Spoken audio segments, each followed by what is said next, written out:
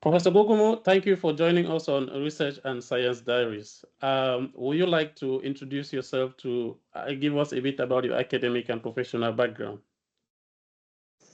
Okay, thank you so much. It's a pleasure for me to have this interview. I joined the I was recruited in the University of Boya in 2000 as assistant lecturer. Then I stayed in the University of Boya for 2 years. Then I had a scholarship to go and do my PhD in the University of Karlsruhe in Germany. So I left in 2002. I finished my PhD in Germany in 2005. And then that was under the supervision of late Professor Doris Vedli and Dr. Dietmar Gradl. And I decided to come back home. I came back in 2005. And then I stayed here 2 years. And then I moved to the grade of lecturer in 2007. But had another opportunity to carry out my postdoctoral research in the Université Libre de Bruxelles, that's in Belgium. So I went there in 2007, did 3 years of postdoctoral training, and came back in 2010. And during that time, I had to make a lot of contacts with people with whom, if I come back home, I can still carry out research effectively. So I came back then in 2010, then moved to the grade of associate professor in 2016, and then in 2023, I moved to the grade of full lecturer, and that's where I am today, a professor of biochemistry and molecular biology, and also head the Department of Biochemistry and Molecular Biology of the University of Boya, as well as the Molecular and Cell Biology Laboratory of the Biotechnology Unit of the Faculty of Science of the University of Boya. So in brief, that is it, my biography and research journey. That is quite a biography, a mix of a lot of experience, a mix of a lot of academic endeavors, moving from exchanges from different universities. I think it gives you a lot of perspective on how things are done in different settings, and as well as how research can be coordinated from different settings as well. Also, like you say, you lead the molecular and cell biology laboratory of that is part of the biotechnology unit at the University of Boya. What are the main activities of this laboratory, of your laboratory? Okay, we carry out research on onchocerciasis, and onchocerciasis, which is also called riverblindness.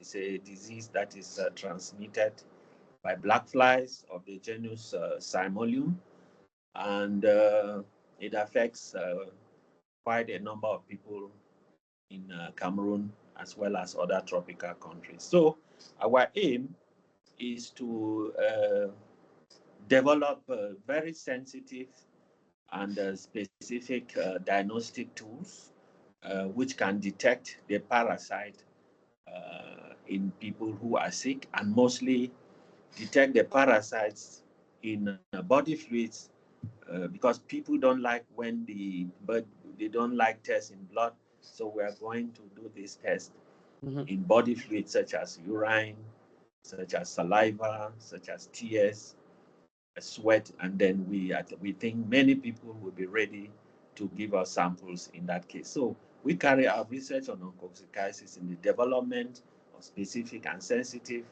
diagnostic tools, as well as development of potential vaccine candidates against this parasite, which is Onchocerca volvulus. Apart from that, we also carry out research on malaria, which is a great problem in our situation here. And here we focus on the plant which is called Artemisia afra, look for the active principle in this Artemisia afra, as well as standardize the extracts which people drink, because we feel that that should be easy for them. They can grow the Artemisia afra plant, then get the extract from it, know how much they have to drink and how frequently they have to drink in order to effectively treat malarial infections. So that's for drug discovery. And the third part of it is research on non-communicable diseases such as diabetes, hypertension. And here we are going to look for, or we look for polymorphisms, which can predispose, gene polymorphisms, which can predispose people to diabetes and hypertension, so that you can now know, people can now know, I am predisposed to this disease. What should I do not to have it at old age? So we identify those genes, and these are the genes we screen in young people and advise them that, look, you have this gene polymorphism, you are predisposed to this illness. So please take care, change your lifestyle, and so on. So these are the three main arms of it.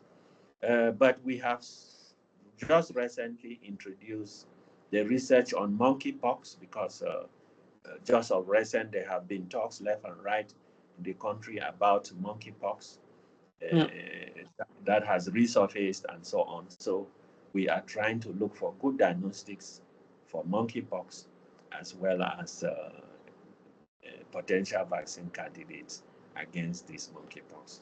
So these are the different things we do in this in our lab for now, and we can still enlarge as many more people get the training, and I think support briefly the manpower.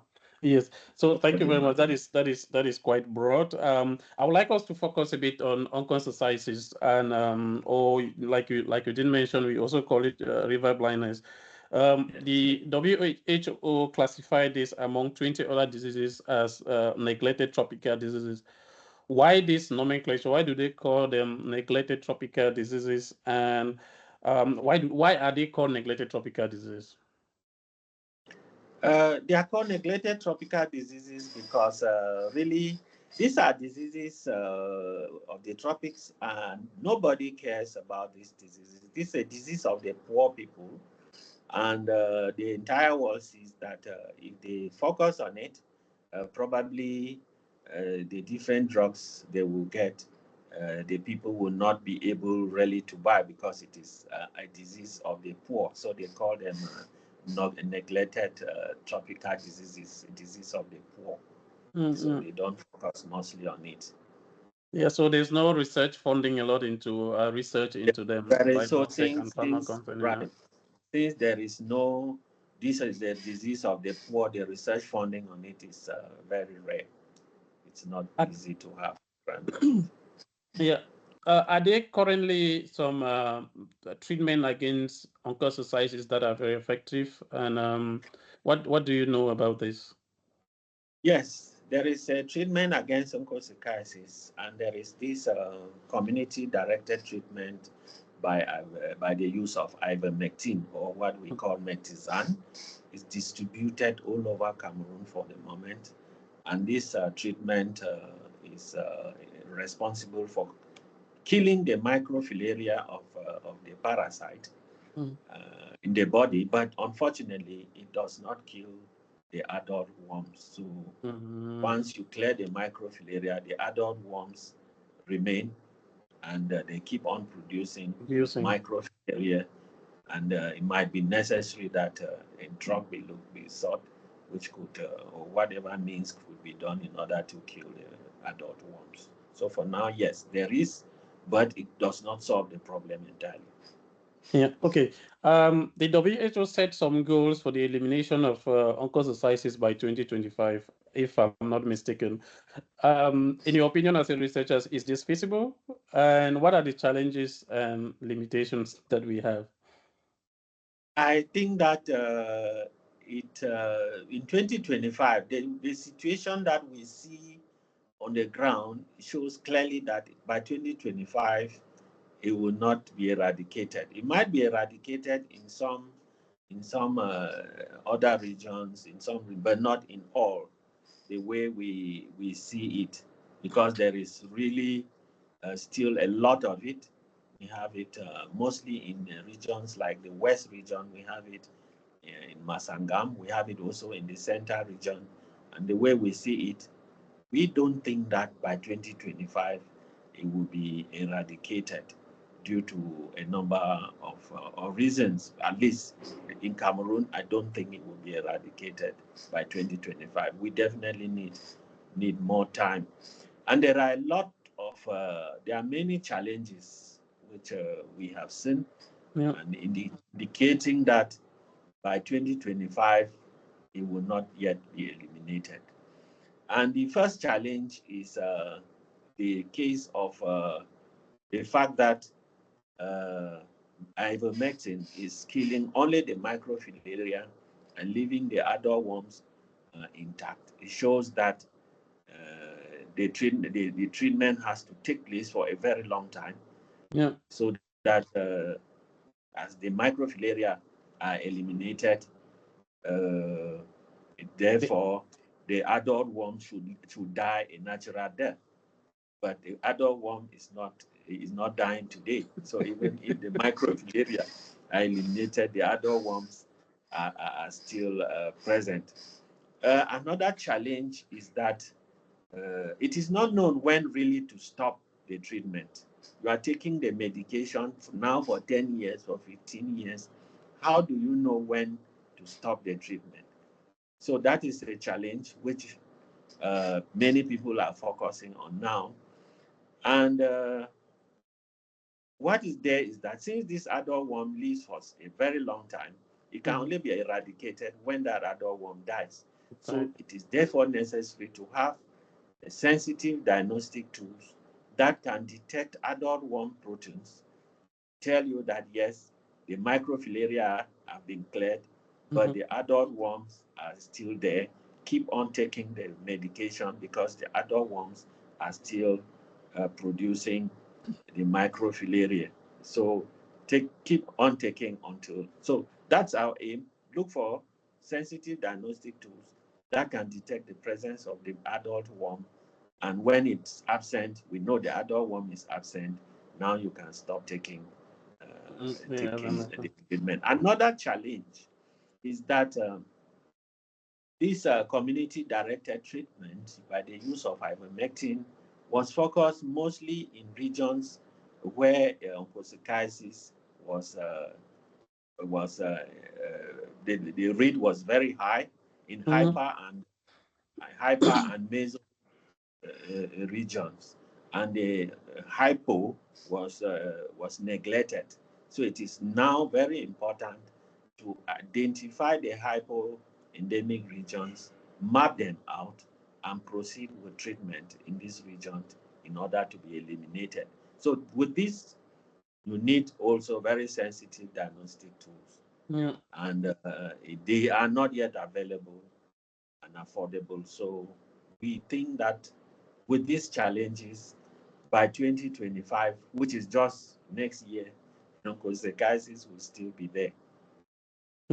Yeah, I see. That I totally, I totally agree with you. With mass drug administration and trying to mass drug administration comes with it almost looks the case like vaccination, and also it comes with a lot of it needs a lot of funding, and it Right. needs a lot of people to adhere to these Right. drugs administered. Are there challenges in case of the administering the drugs? Are they resistant? Are people resistant to taking these drugs? What are your experiences in the field? Um, Yeah, the challenges, sorry, the limitations are there because first you need to take this drug for over 10, 15 years, yeah, and people get tired. There's what they call drug compliance. They yeah, get yeah. tired, yes, and abandon the drug before, and they even forget. If it's a drug you are taking every day, there are days, every regularly, there are months you will forget even to take. And once you leave it, abandon the drug for a couple of times, then the parasites resurface. So drug compliance is a limiting factor. Another factor is research funding. The funding for onchocerciasis is very rare. So since it is a neglected tropical disease, funding is not very available. And another point is that there is also no vaccine for it. There's no vaccine already that has been discovered for it. So it is difficult to really really feel that it's going to be eradicated. These are limitations of it. Yeah, yeah. Okay, when we talk about neglected tropical disease, let's take the case of onchocerciasis. It's estimated about 22 million people are living with this, and about 200 million people are at risk. So, but we also, when we look at the elimination programs in the Americas, it's somewhat been successful. Like about 6 to 8 countries now have it under control. Um, what are the lessons that we can learn from the elimination programs, and what patterns in Africa? What are they doing differently that we don't, which is lacking in Africa, given this level of success in the Americas? Yes, our first problem is that, well, in most countries where it was eradicated, it was by area sprays. But when you come to the tropics, you see that we have a thick canopy, forest canopy, that even when you spray, the sprays do not come below this canopy. So the flies remain untouched and keep on transmitting the disease. We need to educate our people because we know most of our people are poor. So we need to educate them on compliance on this drug. And also, some of our people in the villages where you have the diseases say they will not be able to take that drug, but they don't take the drug because they feel that onchocerciasis is not a disease. It is maybe some witchcraft type of thing that they have thrown on them, and then they feel that they should solve it in another way. Some people also say that I have said witches don't take the drug, so they will not. So the beliefs in the place need to change in order for us to achieve our aim. And then we have a lot of wars around the place, and when there is war, definitely the distributors of ivermectin do not go to those regions. So when there is war, in one of our areas, the distribution of ivermectin stops. And once it stops, then it breaks the chain, and then the parasites resurface. Another thing is due to corruption. There is a lot of corruption here, where people, the drug is given free, but they tend to sell. And once they want to sell, people will not want to buy, and then they may not take. That's why I was saying that we really need education of the people before we can have it successful, like the other cases where we had in America. That's I think.